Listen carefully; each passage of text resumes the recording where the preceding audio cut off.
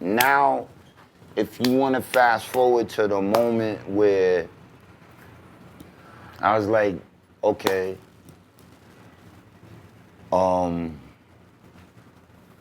we was in Virginia, Uncle Ralph.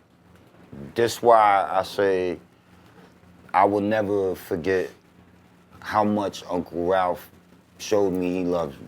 Right. We was doing a show at this shit called the Riverside Cafe or Riverfront Cafe, some shit like that. And I think it was Bad News, Virginia. I think it was Newport News. And shout out to OC.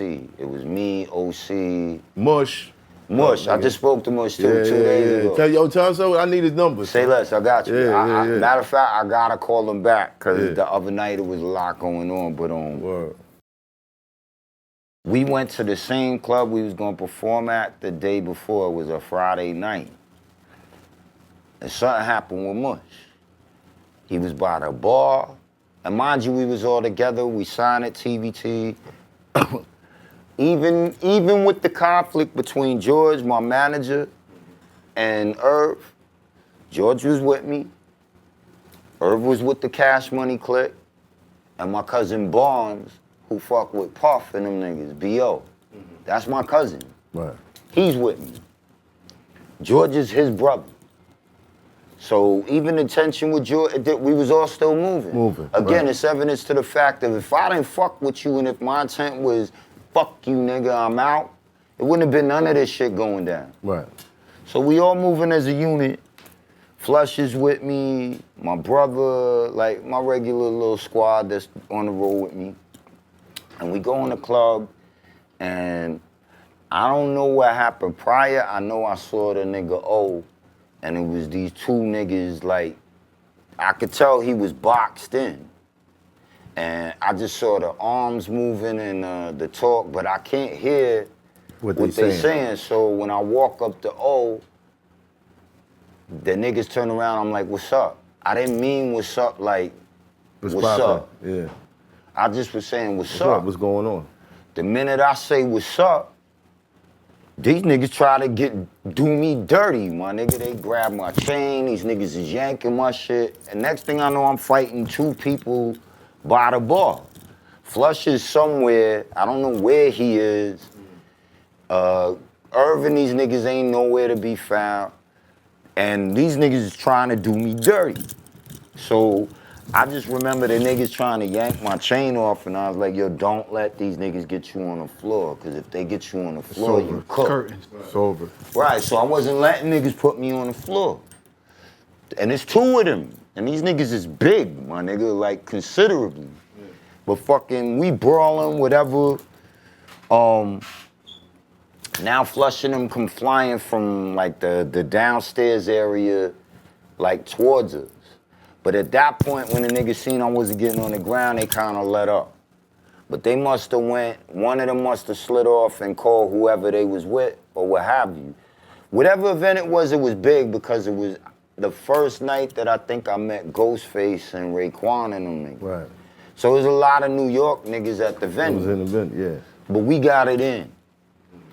And now the venue clears out. Everyone's outside in the parking lot shit, but now Flush, his brother Rudy, all my Wasteland niggas is around me now. And you know Flush, the niggas like, yo son, who did it? So Flush is like, nigga, fuck that, punch anyone in the face. And he takes a bottle and just throws that shit into the middle of the crowd. So now the whole crowd scatters. And I remember Uncle Ralph was like on this side of me, but about right where Class is sitting. And I'm in mode, nigga. I'm walking around the parking lot like, yo, I'll fuck any of you niggas up out here right now, because you just tried this and it didn't go down. Right. So I see a couple niggas like this way, they talking and then they start deciding to move towards me. Mm-hmm. Flush and them still ain't near me though. They running through the crowd trying to find who it was. Uncle Ralph is dead. It's just like 5, 6 niggas, what have you. But I could see the nigga reaching. Uncle Ralph ran up and was like, no, come on. Come this and way. He just starts pulling me. Yeah. and he pulls me towards the door, like back in the venue, but then he goes a step further and gets in front of my back and starts pushing me towards the door. And he's like, go inside, go inside, go inside, go inside. He didn't have to do that. Right. So he shields me, whatever. Them niggas break off. Someone else started letting on. We end up stomping some nigga out, like, by a car or some shit, like, a couple feet away. The reason that happens is the niggas was running out the club and the nigga Raekwon did the crazy shit. That nigga did the oops and put his foot like that. The nigga tripped. Once the nigga tripped over his foot, yeah. We like, yo, good looking out, Wu-Tang dude. Boom! We all the last niggas working. And I felt bad. I just laughed. A little penguin joint. I just laughed. Because, yo, but that nigga Raekwon face right now. That nigga did the I mean, that nigga's ill. You know what he did? Did you ever find out what that was over? It was just some hate in your blood shit, bro. So the next day, mind you, we still didn't perform yet. Question. What was, did Irv ever come around after all? Okay, Here we go. I'm bugging. Right, so next day. So, the first thing I say to this nigga, and mind you, there's another scenario going on between Irv and my manager's brother.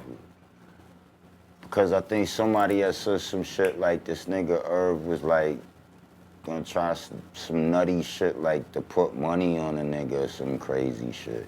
Okay. I don't even know where it came, but we found out he was talking some crazy shit. Right. So I see Irv and I'm like, yo, why you ain't help me? Mm-hmm. The nigga hit me with the, man, y'all niggas with the idiot nigga shit, and niggas you be with is idiots. He would always refer to the people I was with as like, yo, that's the idiot squad. Mm.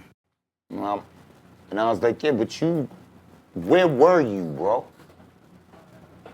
Where was Raw? Where were you niggas while these niggas was trying to fucking tear me up? Right. And mind you, we know we gotta perform the next day. So I'm like, I know where you was, and I know where you wasn't. Mm-hmm.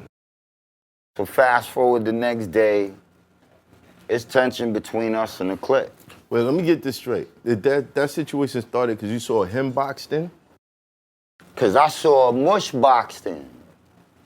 I saw niggas talking to OC Right, crazy. Right. So all I was saying is to O, like, what's up? You okay? Them niggas must have took it like I was telling them, like, yo, what's up? Right.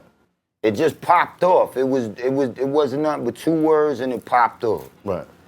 So now, mind you, now there's tension between my people, but there's also tension with the shit with George, my manager, because he was looking at it like George pulled me away from him and the production deal and all that shit. He looked at George like George was like the evil, wicked witch of the West or whatever. So mind you, his brother got wind, or I forget how we got wind that Irv was talking some reckless shit like against George. Niggas is not having that shit. So he's like, yo, you gotta give me my 5 minutes. Mind you, this is after the brawl and all that shit. Tensions is high. And we don't even leave in the same vehicle. So him and the clique had one vehicle and we in another van. Matter of fact, my man K-Son had the van with the Smith-Ash bit oxys in it and shit. Right. You know, so they in the van, niggas is letting me have it like, yo, where was your friends? Right. Where was your rough, tough friends at? Them niggas ain't do nothing. Right. And they didn't. But as that's occurring, all the shit is coming to a head between him and George. So George's brother was like, yo, you gotta give me 5 minutes. but you super gangster. Do you know this man called my phone and was like, either I called him or he called me and I was like, yo, this nigga brother wanna talk to you, man. You gotta get this man like 5 minutes, bro. Not bro, but whatever it was at the time. You gotta get this man his... But Mike, why does he wanna beat me up? Yeah. But Mike, but why? But I don't know. Why don't you come to the hotel and your clothes is in the room or you gotta come back in? Why don't you ask him? This is the next day? No, this is that night. Oh, that night, okay, cool, right. And at that point, I don't wanna see any of that happen because I'm still caught in the middle of all of this shit. Right. And I still, even with all my adrenaline rushing and all that shit, I still don't want to, so I'm trying to offset the tension between them. It didn't come to blows. I think they might have talked or whatever, but yeah, that nigga was like, but why? But why? But why? But you running around super thug, my nigga, so what you asking why for? So now fast forward, the tension dies down, it's the next day, but we not fucking with each other. Like they went and did what, you know, during the day at them conventions or whatever it is, you go do whatever you do, and then when you gotta perform, you go to your venue. Right. So we had to go back. And the clique was performing too. But we wasn't performing like all together. I think originally we was gonna, I would have set it off and then they was supposed to come on after me. But now it's tension between us. So we wasn't even rocking with each other in the club. Like they was on another side of the club. The niggas that was with me, we was on this side. Right. And I remember, like I didn't know what to expect. I didn't know if them niggas was gonna come back. And I know if you do come back, it's not gonna be what it was last night. Right. We're gonna level up. Right. But my man, like TVT gave us, they had these little promotional styrofoam basketballs that said Blunt Recordings on them. And we had them in a bag, like a big duffel bag. But we put the hammers in the bottom of the bag and put all the basketballs on top of the hammers and came in the joint in the spot with the bag. And I never forget this bouncer. I used to always see the nigga at the tunnel. He's dark-skinned and he wore glasses. And he was a cool dude.